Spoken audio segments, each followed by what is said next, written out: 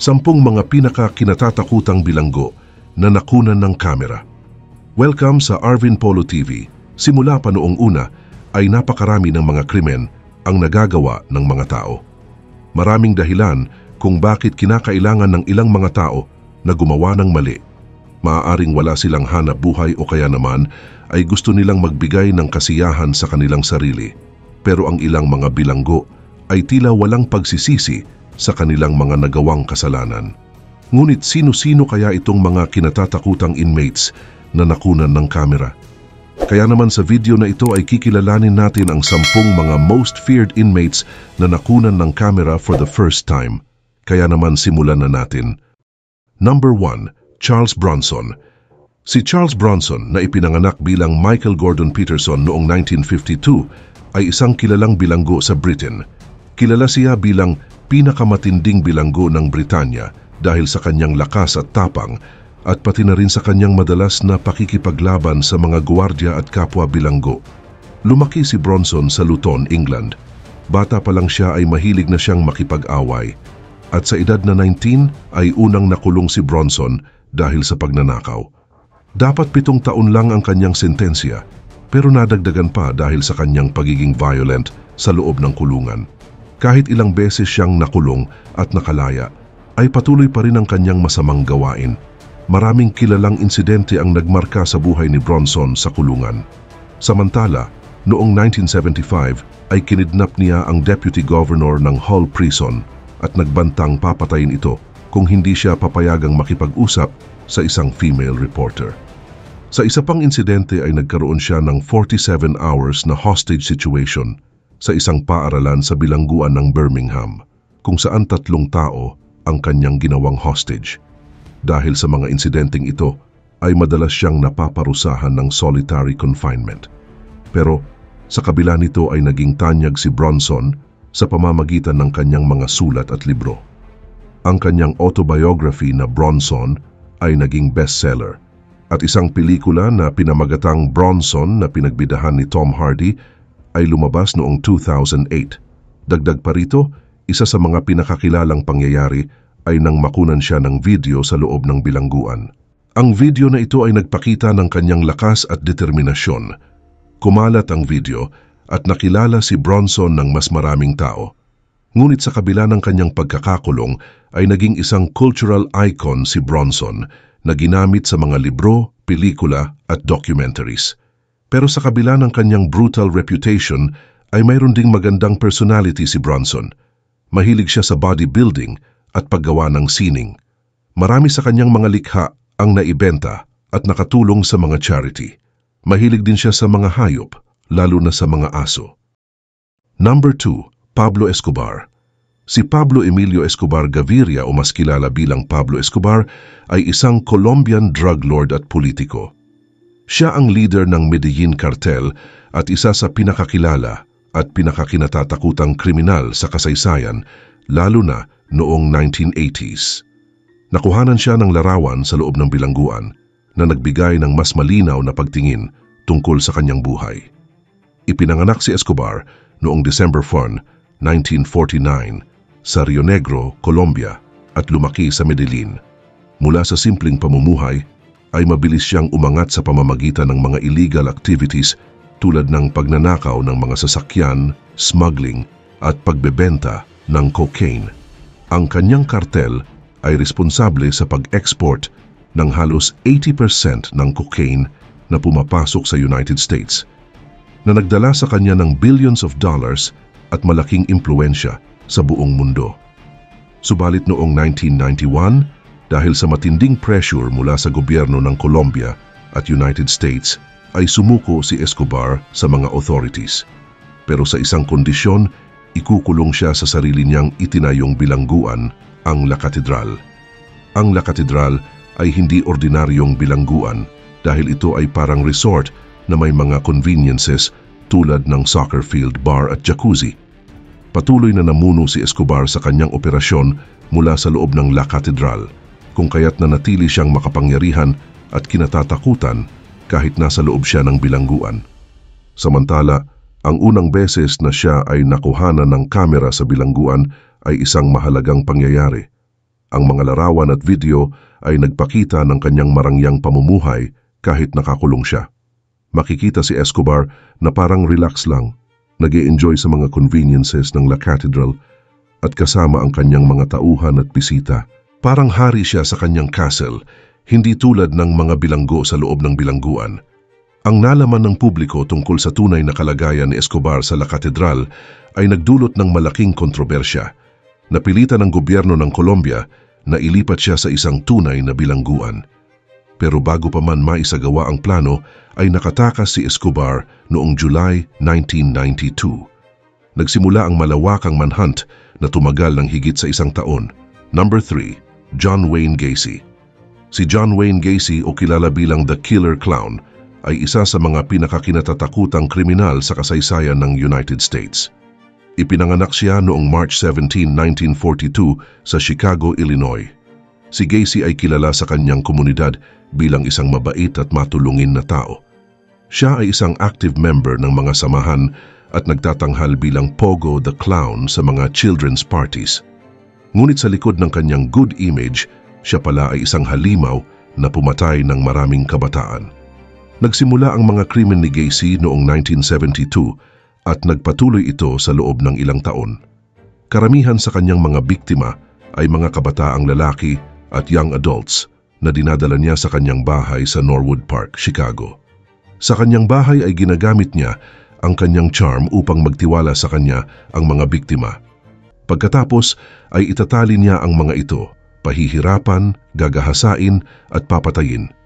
Madalas niyang ginagamit ang handcuff trick kung saan pinapakita niya sa kanyang mga biktima ang isang magic trick na nagtatapos sa pagkakaposas ng mga ito. Ngunit noong December 21, 1978 ay nagsimulang maghinala ang mga pulis kay Gacy matapos mawala ang 15 years old na si Robert Piest. At sa wakas ay natuklasan ng mga autoridad ang kanyang mga krimen nang makakuha sila ng search warrant para sa kanyang bahay. Sa kanyang basement ay natagpuan nila ang mga labi ng 26 sa kanyang mga biktima, habang ang iba naman ay itinapon sa Des Plaines River. Sa kabuuan ay umamin si Gacy sa pagpatay ng 33 na mga batang lalaki. Kaugnay nito, noong 1980 ay nahatulan si Gacy ng maraming bilang ng pagpatay at iba pang mga krimen. Siya ay pinarusahan ng kamatayan at ikinulong sa Menard Correctional Center sa Illinois. Habang nasa bilangguan ay naging kontrobersyal pa rin siya dahil wala siyang pagsisisi at patuloy na dinedepensahan ang kanyang sarili. Iginiit niyang inosente siya at ang mga pagpatay ay gawa ng ibang tao. Kahit nasa bilangguan ay nakilala pa rin si Gacy sa kanyang kakayahang mag-paint at ang ilan sa kanyang mga masterpiece ay nabili pa nga sa mga auction. Subalit, mas lalo pang kinatakutan si Gacy nang makita siya sa media. Ang kanyang ngiti at tingin ay nagdulot ng takot sa mga nakakita ng kanyang mga larawan. Number 4. Aileen Wuornos. Si Aileen Wuornos ay isang kilalang serial killer na nagdulot ng malaking takot, lalo na sa loob ng kulungan. Ipinanganak siya noong February 29, 1956 sa Rochester, Michigan at lumaki sa isang magulong pamilya. Iniwan siya ng kanyang ina at pinalaki ng kanyang lolo at lola. Mula pagkabata ay nakaranas siya ng pang-aabuso at nagkaroon ng mga problema sa pag-uugali. Naging runaway siya at nagtrabaho bilang prostitute para mabuhay. Noong 1989 hanggang 1990 ay pinatay ni Wuornos ang 7 lalaki sa Florida. Karamihan sa kanyang mga biktima ay mga truck driver at iba pang kalalakihan na kumuha ng kanyang serbisyo. Ayon kay Wuornos, ginawa niya ito bilang pagtatanggol sa sarili mula sa panggagahasa, pero hindi tinanggap ng korte ang kanyang paliwanag. Nahuli siya noong January 1991 at nahatulan ng kamatayan sa 6 na kaso ng pagpatay. Ang kanyang kaso ay isa sa mga pinakakilalang serial killing sa Amerika. Habang nakakulong, ay naging kontrobersyal ang kanyang kaso at sinubaybayan ng media.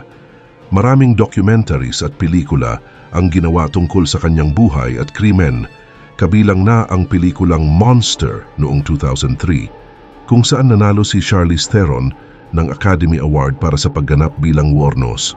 Dahil dito ay mas lalo siyang nakilala at kinatakutan. Ngunit sa loob ng kulungan ay na-diagnose si Wuornos na may mga sakit sa pag-iisip tulad ng borderline personality disorder at antisocial personality disorder.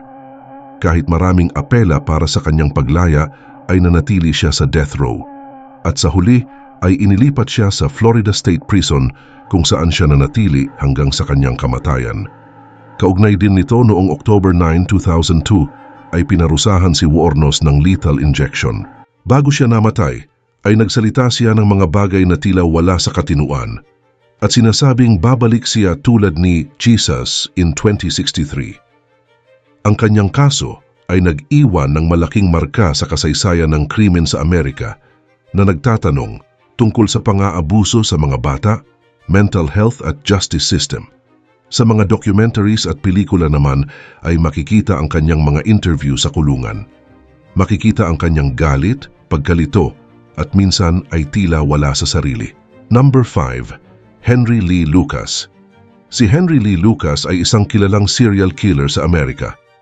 Ipinanganak siya noong August 23, 1936 sa Blacksburg, Virginia. Lumaki siya sa isang mahirap at magulong pamilya. Ang kanyang ina na si Viola ay isang prostitute at madalas siyang inaabuso physical at emosyonal. Ang kanyang ama na isang alcoholic ay namatay sa isang aksidente nang si Henry ay 10 years old pa lamang. Bata pa lang ay nakaranas na si Lucas ng iba't ibang uri ng pang-aabuso na nagdulot ng malaking problema sa kanyang isipan. Nagsimula siyang gumawa ng krimen noong bata pa siya tulad ng pagnanakaw at pagsunog ng mga bahay. Noong 1954, sa edad na 18 ay napatay niya ang kanyang ina.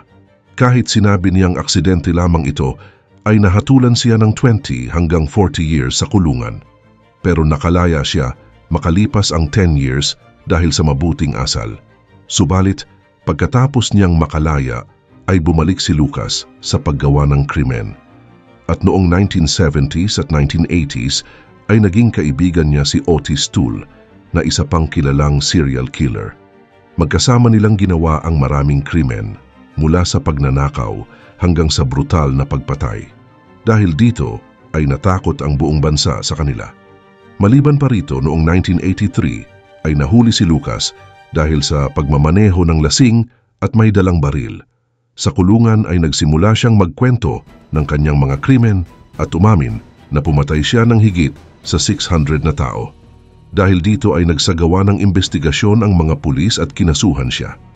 Pero maraming kaso ang walang sapat na ebidensya at pabago-bago ang kanyang mga sinasabi. Subalit kahit maraming kwento ni Lucas ang di mapatunayan, ay nahatulan pa rin siya ng 11 na pagpatay at sinentensyahan ng kamatayan. Dahil sa kanyang mga kaso, ay maraming nagtanong tungkol sa katotohanan ng mga pahayag ng mga kriminal at kung paano nagsisiyasat ang mga pulis. Ngunit noong 1998 ay binago ni Governor George W. Bush ang kanyang sentensya sa habambuhay na pagkakakulong dahil sa mga kontrobersya sa kanyang mga pag-amin. Number 6. Joaquin El Chapo Guzman. Si Joaquin El Chapo Guzman ay kilalang leader ng Sinaloa Cartel, isang makapangyarihang drug organization sa Mexico. Ipinanganak siya noong December 25, 1957 sa La Tuna, Sinaloa, Mexico. Kilala siya sa pagiging tuso, malupit at sa kanyang kakayahang makatakas mula sa mga bilangguan, kaya siya kinatatakutan. Samantala, noong 1980s ay naging kilala siya sa United States bilang pangunahing distributor ng droga. Noong 1993 ay nahuli siya sa Guatemala at ibinalik sa Mexico. Pero noong 2001 ay nakatakas siya mula sa Puente Grande, isang high-security prison, gamit ang isang laundry cart. Ang pagtakas na ito ay nagdulot ng malaking kahihiyan sa gobyerno ng Mexico at ipinakita ang lawak ng kanyang kapangyarihan.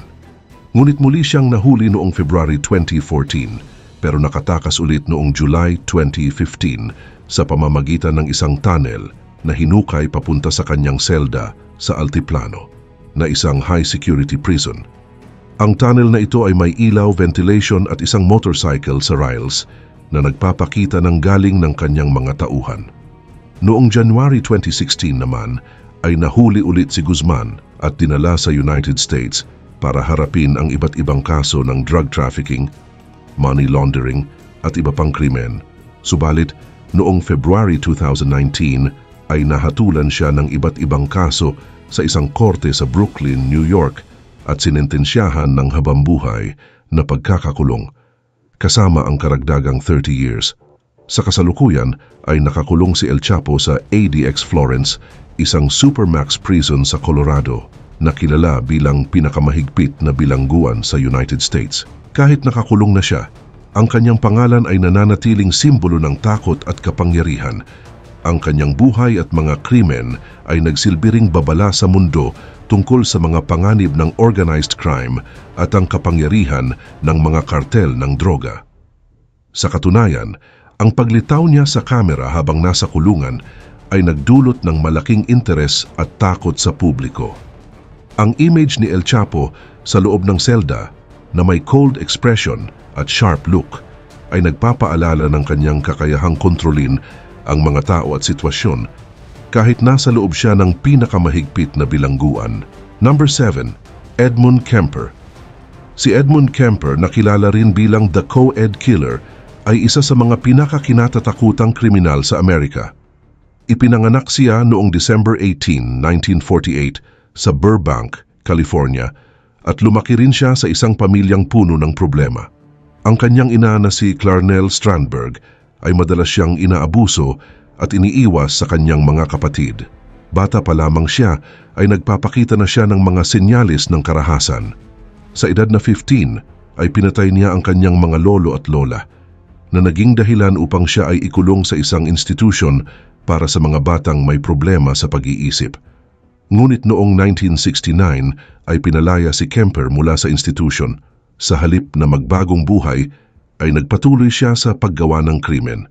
Mula 1972 hanggang 1973 ay pumatay siya ng 6 na mga batang babae na kadalasan ay mga hitchhiker at pati na rin ang kanyang ina at kaibigan nito. Brutal din ang kanyang paraan ng pagpatay dahil sinasakal niya ang kanyang mga biktima. At pagkatapos ay sinasaktan pa ang kanilang mga katawan. Gayon din naman, ang huling krimen ni Kemper ay ang pagpatay sa kanyang ina, na lalo pang nagpakita ng kanyang pagiging malupit. Pagkatapos patayin si Clarnell, ay ginamit niya ang martilyo at kutsilyo upang saktan ang kanyang ulo at katawan. Tinawagan niya ang mga pulis upang isumbong ang kanyang mga ginawa na naging dahilan ng kanyang pagkakakulong. Sa paglilitis ay ipinakita ni Kemper ang kanyang talino at kakayahang mag-manipulate ng mga tao.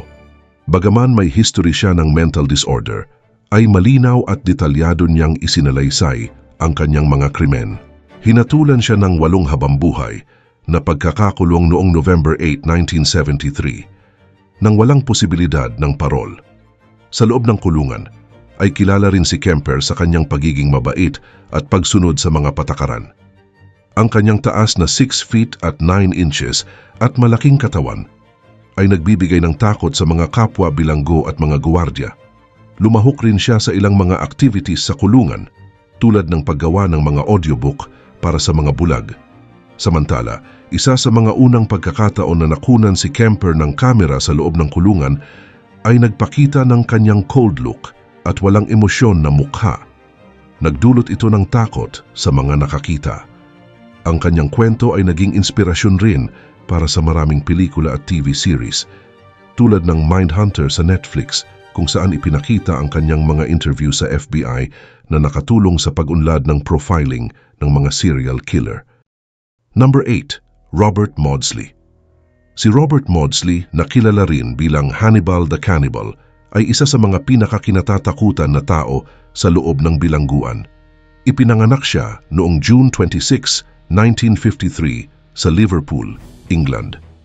Naging kilala siya dahil sa mga brutal na krimen na ginawa niya. Nagsimula siyang makulong noong 1974 nang mapatunayang nagkasala sa pagpatay kay John Farrell. Sa paglilitis ay sinabi ni Maudsley na naririnig niya ang mga boses na nagtutulak sa kanya na pumatay, kung kaya't sinuri siya ng mga doktor. Samantala sa unang taon ng kanyang pagkakulong ay gumawa siya ng sunod-sunod na pagpatay na nagdala sa kanya ng reputasyon bilang isang mapanganib na tao. Noong 1977 naman, habang nasa Broadmoor Hospital, ay pinatay niya ang kapwa bilanggo na si David Francis na isang child molester.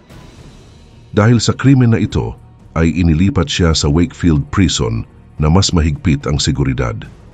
Habang nasa Wakefield, ay pinatay niya ang 2 pang bilanggo sa loob lamang ng isang araw noong 1978. Ang mga biktima ay sina Salney Darwood at William Roberts. Dahil sa kanyang karahasan, ay inilipat siya sa isang espesyal na selda. Dagdag pa rito, ang selda na ito ay tinatawag na glass cage na parang selda ni Hannibal Lecter sa pelikulang The Silence of the Lambs. Ang selda ay gawa sa makapal na salamin na may matitibay na pader para hindi siya makapanakit ng iba pang bilanggo at mga gwardiya. May maliit rin na daanan para sa kanyang pagkain at ang mga gwardiya ay laging alerto sa paligid niya. Ngunit sa kabila ng kanyang pagiging isa sa mga pinakakinatatakutan na tao sa loob ng bilangguan, si Maudsley rin ay matalino. Mahilig siyang magbasa ng mga libro at mag-isip tungkol sa iba't ibang paksa. Sa mga bihirang pagkakataon na siya ay na-interview, ay ipinahayag ni Maudsley ang kanyang pagkakaintindi sa kanyang kalagayan at ang kanyang pananaw sa buhay. Sa kabila ng kanyang kasamaan, ang kanyang mga pananaw ay nagpapakita ng isang komplikadong pag-iisip. Number 9, Albert Fish. Si Albert Fish, na kilala rin bilang The Gray Man at The Boogeyman, ay isa sa mga pinakakilalang kriminal sa Amerika. Ipinanganak siya noong May 19, 1870 sa Washington, D.C. Lumaki siya sa isang mahirap na pamilya. Namatay ang kanyang ama noong siya ay bata pa lamang kaya ipinadala siya sa isang ampunan.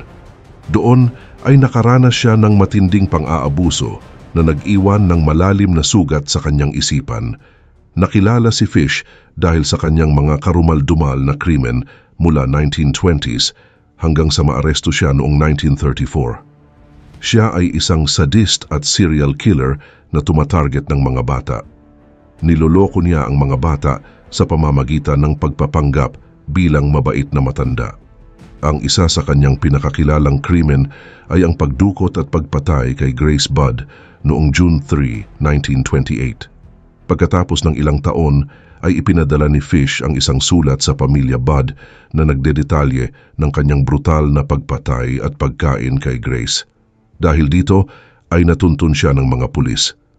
Ngunit nang mahuli si Fish ay natuklasan ng mga pulis ang iba pang mga kaso ng pagpatay at pang-aabuso na ginawa niya. Sa kanyang mga pag-amin ay walang pagsisisi si Fish at ipinakita niya ang kanyang hilig sa pananakit at pagmamalupit. Ang kanyang mga testimonya ay nagdulot ng takot at pagkasuklam sa publiko. Ang mga detalyadong kwento ng kanyang mga krimen ay nagpapatunay din na siya ay isa sa mga pinaka-nakakatakot na kriminal sa kanyang panahon. Si Albert Fish ay ikinulong sa Sing Sing Correctional Facility sa Ossining, New York, habang hinihintay ang kanyang hatol. Noong Marso 1935, siya ay nahatulan ng kamatayan sa pamamagitan ng electric chair. Ang kanyang mga huling araw sa bilangguan ay puno ng kakaibang asal at pahayag na nagpapakita ng kanyang kabaliwan. Noong Enero 16, 1936, siya ay pinarusahan ng kamatayan sa Sing Sing. Maraming saksi ang nagsabi na tila masaya pa si Fish sa kanyang kamatayan na nagpapakita ng kanyang malalim na pagkasira ng pag-iisip. Sa kabila nito, ang mga litrato ni Albert Fish mula sa panahon ng kanyang pagkakakulong ay mahalagang ebidensya ng kanyang pagkatao. Ang kanyang itsura ay nagpapakita ng isang payat, matanda at tila walang buhay na lalaki, ngunit ang kanyang mga mata ay puno ng kadiliman at kasamaan. Ang mga litrato ay nagpapaalala sa mundo tungkol sa mga kakilakilabot na mga krimen na kanyang ginawa. Number 10. Tommy Lynn Sells. Si Tommy Lynn Sells ay kilala bilang isa sa mga pinakakinatatakutang kriminal na nakulong at unang nahuli sa kamera matapos siyang arestuhin ng mga pulis. Ipinanganak siya noong June 28, 1964 sa Oakland, California. Si Sells ay nagkaroon ng magulong buhay, puno ng karahasan at krimen mula pagkabata hanggang sa kanyang pagkakaaresto. Kaugnay nito, lumaki si Cells sa isang magulong pamilya. Bata pa lang siya, ay nakaranas na siya ng pang-aabuso at kapabayaan. Ang kanyang ina ay isang alcoholic at hindi niya kilala ang kanyang ama. Sa edad na 8, ay naglakbay sila ng kanyang ina sa iba't ibang estado. Dito niya nakita ang iba't ibang anyo ng karahasan. Ayon kay Cells, nagsimula siyang pumatay sa edad na 14. Gayun din, ang mga krimen ni Cells ay naganap sa halos 3 dekada. Ayon sa kanya, responsable siya sa mahigit 75 pagpatay. Ang kanyang mga biktima ay kababaihan, kalalakihan at pati mga bata. Subalit, isa sa mga pinakakilalang krimen niya ay ang pagpatay kay Kaylin Harris, na isang batang babae na pinatay niya noong 1999 sa Del Rio, Texas. Ang kalupitan ng kanyang mga krimen at ang kawalan niya ng pagsisisi ay nagdulot ng takot at galit sa mga komunidad na kanyang pininsala. Ngunit noong January 2, 2000 ay nahuli si Cells matapos subukang patayin si Crystal Surles, na isang batang babae na nagawang makatakas at magbigay ng mahalagang impormasyon sa mga pulis. Ang testimonya ni Crystal ay nagbigay daan sa pagkakahuli kay Cells na umamin kalaunan sa kanyang mga krimen. Ang mga awtoridad ay nagulat sa dami at kalupitan ng kanyang mga pagpatay. Sa kanyang paglilitis ay ipinakita ni Cells ang kakilakilabot na kawalan ng pagsisisi. Habang nakikipag-usap sa mga reporter at mga investigador, ay madalas niyang ikwento ang kanyang mga krimen na parang normal na pangyayari lang.